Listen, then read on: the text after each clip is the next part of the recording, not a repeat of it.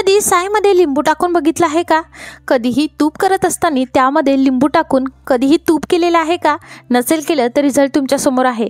आपण फक्त अगदी 2 ते 3 थेंब लिंबाचे टाकलेले आहेत आणि रिझल्ट बघू शकता। किती सारं फक्त एवढूशा मलाईपासून आपलं तूप तयार झाले। अहो तूपच नाही तर पनीर सुद्धा घरच्या घरी साईपासून तयार झालेलं आहे की नाही आश्चर्यकारक गोष्ट। नमस्कार, मी प्राजक्ता तुम्हा सर्वांचं खूप खूप स्वागत करत आहे आणखी एका नवीन व्हिडिओमध्ये। कोणताही उशीर न करता आजच्या व्हिडिओला सुरुवात करूया। बेसिक गोष्टी आपल्याला सगळ्यात पहिले माहिती करून घ्यायच्या आहेत। कधीही साय स्टोअर करायची असली तर ती फ्रीजर सेक्शनमध्ये करावी। त्यानंतर ज्या दिवशी तुम्हाला तूप बनवायचं आहे त्याच्या आदल्या दिवशी तुम्हाला ती सायचा डब्बा काढून फ्रीजमध्ये ठेवायचा आणि ज्या दिवशी तूप बनवायचं आहे त्याच्या 1 घंटा अगोदर तुम्हाला ते भांडं बाहेर काढून रूम टेम्परेचरवरती ठेवायचं आहे। सो या बेसिक टिप्स आहे, तुम्ही नक्की फॉलो करा। अशा केल्यामुळे काय होतं की आपलं जे काही साय आहे ती आपल्याला व्यवस्थितरित्या फेटता येते।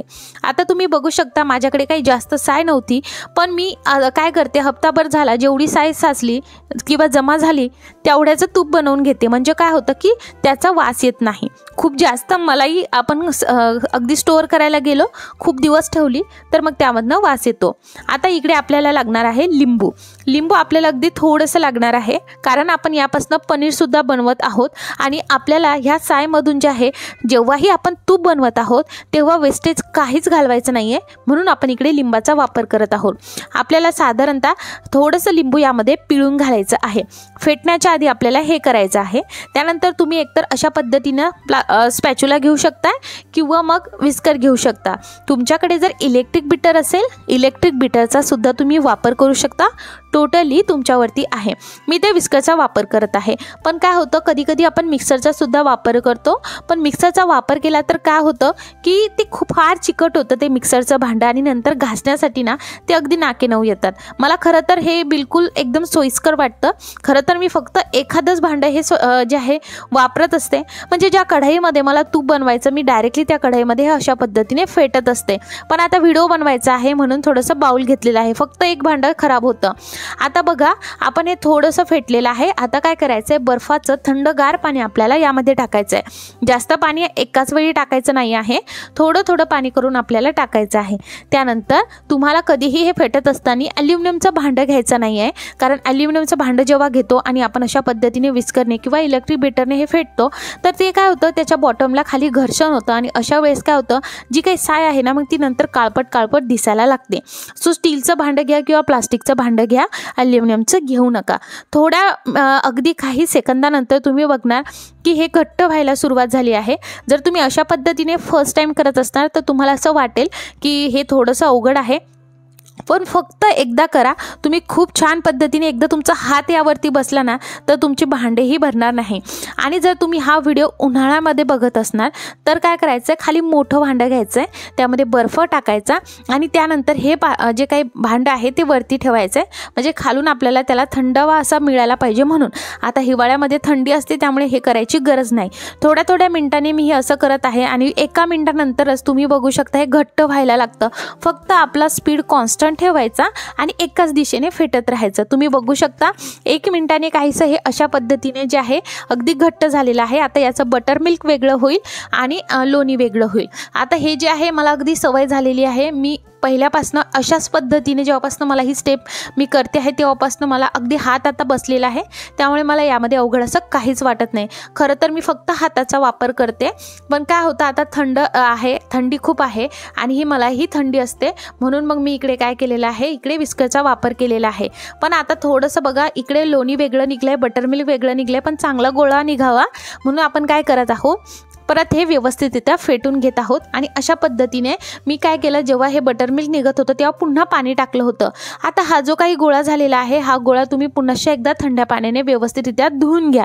आता हे पाणी फेकायचं का तर नाही। आता तुम्हाला सांगू, हे जे तुमचे हात भरलेले आहेत हे बिलकुल पाण्याने धुवायचं नाही, टिश्यू पेपरने फक्त पुसून घ्या। एकदम नॅचरल हिवाळ्यासाठीचं मॉइश्चरायझर तयार झालेलं आहे। तुम्ही करून बघा, तुमचे हात अगदी मुलायम राहतील याची मी गॅरंटी देते। गाळणीचा वापर करून जे बटर मिल्क वेगळं राहिलं होतं ते आपण एका पॅनमध्ये काढलेलं आहे. गॅस सुरू केलेला आहे. हे आपलं वरचं लोणीचा गोळा आहे, त्यामध्ये ते टाकून घ्यायचं आहे.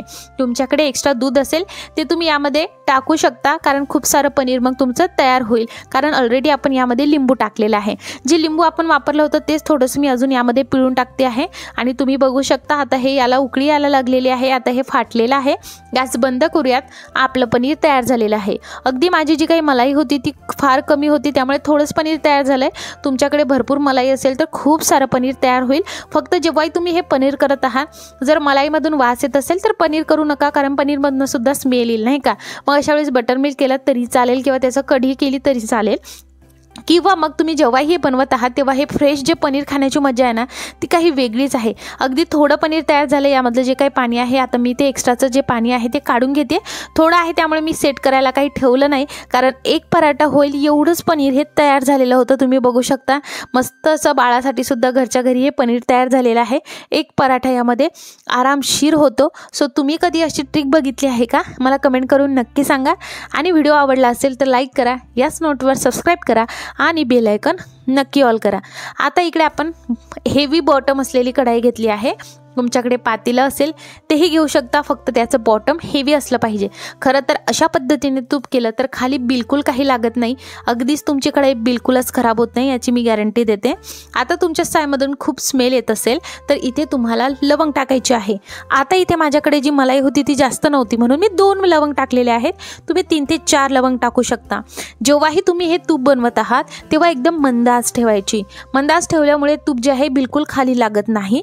अशा पद्धतीने ते पांढरट होतं, पूर्ण मेल्ट होते लोणीचा गोळा, आणि मग त्यानंतर जे आहे हे हळूहळू व्हायला लागतं. आता जेव्हाही तुम्ही हे करत आहात तेव्हा हाय फ्लेम करायची नाही, आणि जेव्हाही हे करत आहात तेव्हा जेव्हा थोडासा हलकासा ब्राऊन कलर येईल तेव्हा आपल्याला गॅस बंद करायचा. आणि काय होतं, ही कढाई किंवा एखादं भांडं जे तुम्ही घेतलेलं आहे ते गरम असतं. सो जो हलकासा ब्राऊन कलर आलेला असतो तो थोड्या वेळाने डार्क होतो, ते फार गरम असल्यामुळे. आणि घरच्या घरी तुम्ही अशा पद्धतीने तूप नक्की बनवा. आता जर वास येत असेल तर तुपाचा वास आपण लवंग टाकल्यामुळे बिलकुल येणार नाही, आणि आपल्या पैशांची फार बचत होते. कारण इथे आपलं जे आहे जे दूध रोज आपण लावलं होतं त्यापासूनच आपण साय वेगळी केली आहे, आणि घरच्या घरी गावरान तूप तयार केलेले आहे. गावरान तुपाचे काय भाव आहेत तुम्हाला तर माहितीच आहे, आणि आता मार्केटमध्ये खूप साऱ्या गोष्टींमध्ये भेसळच होत आहे. सो तुम्हाला त्या गोष्टी माहिती आहे, त्यामुळे जेवढं होईल तेवढं घरी बनवण्याचा नक्की प्रयत्न केला पाहिजे. आता इकडे हे मी बंद केलेलं आहे गॅस. थोडंसं थंड झालं की लगेच गाळणीने गाळून हे जे आहे आपल्याला तुपाच्या डब्यात भरून ठेवायचं आहे. हिवाळा आहे, लगेच जे आहे ते सेट व्हायला लागतात, आणि मग अशा वेळेस पुन्हा गरम करावं लागतं. सो बेटर आहे थोडंसं हलकंसंच थंड होऊ द्या आणि लगेच गाळणीने गाळून घ्या. तुम्ही बघू शकता खाली बिलकुल काही लागलेलं नाही आहे, कढई बिलकुल घाण झालेली नाही आहे, आणि किती छान मस्त असं आपलं अगदी छान असं तूप तयार झालेलं आहे. इथे तुम्ही गॅस बंद केल्यानंतर पाण्याचा शिपका मारू शकता, म्हणजे हे जे काही तूप आहे ते अगदी रवाळ बनतं.